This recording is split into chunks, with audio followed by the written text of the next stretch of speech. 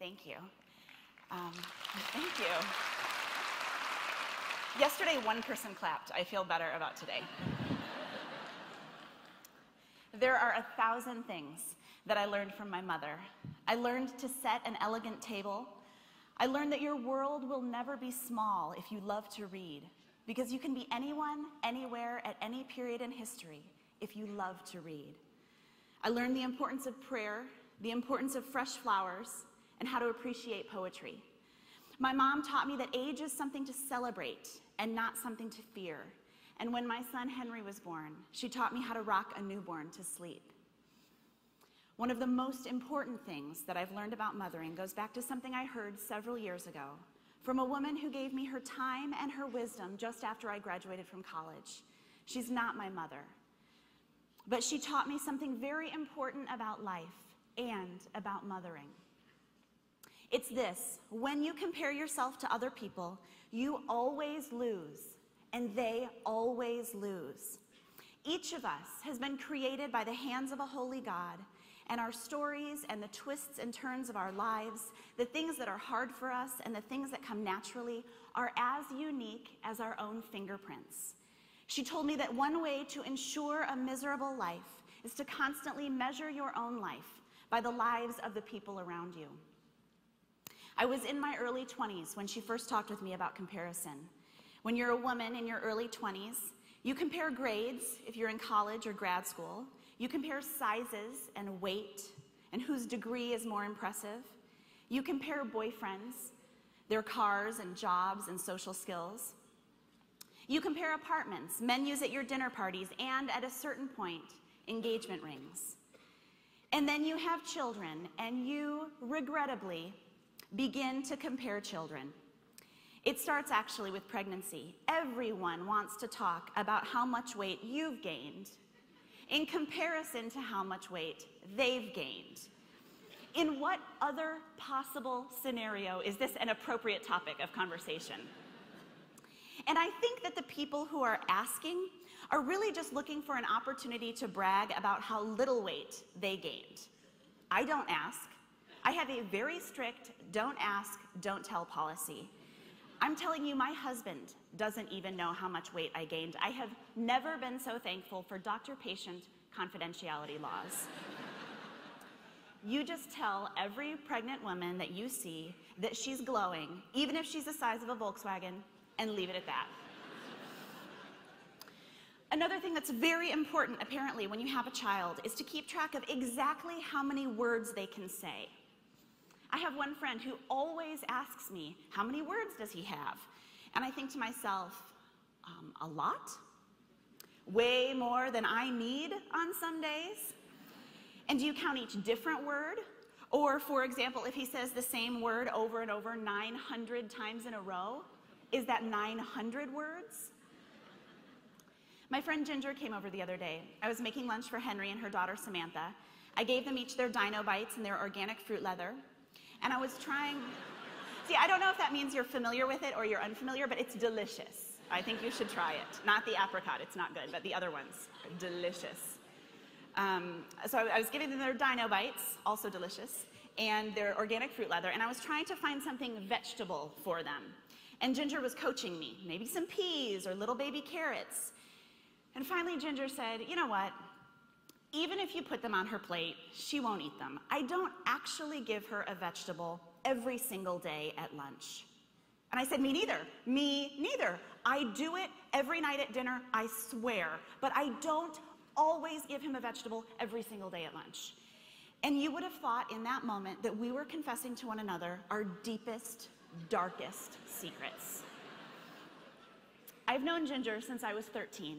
We were in each other's weddings. She knows all the things I did in high school that my parents still don't know about.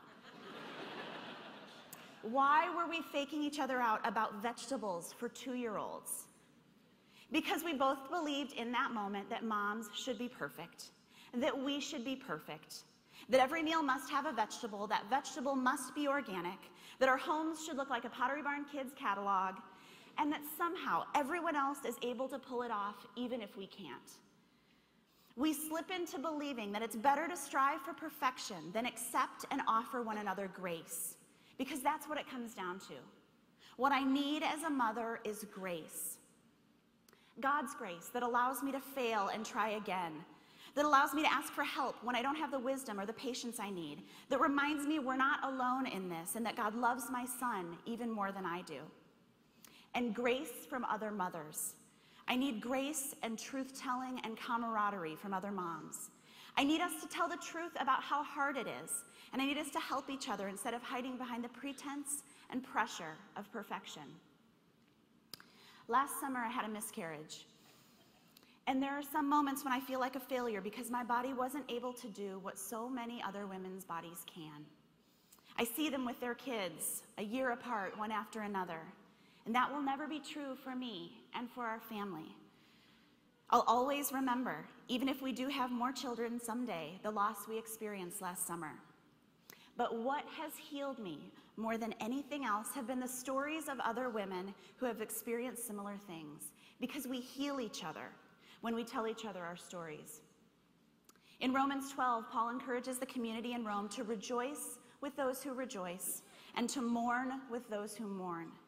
We bear the image of God, each of us, and we live out his design for us when we tell the truth about our lives, when we share not just the joys of mothering, but also the sorrow.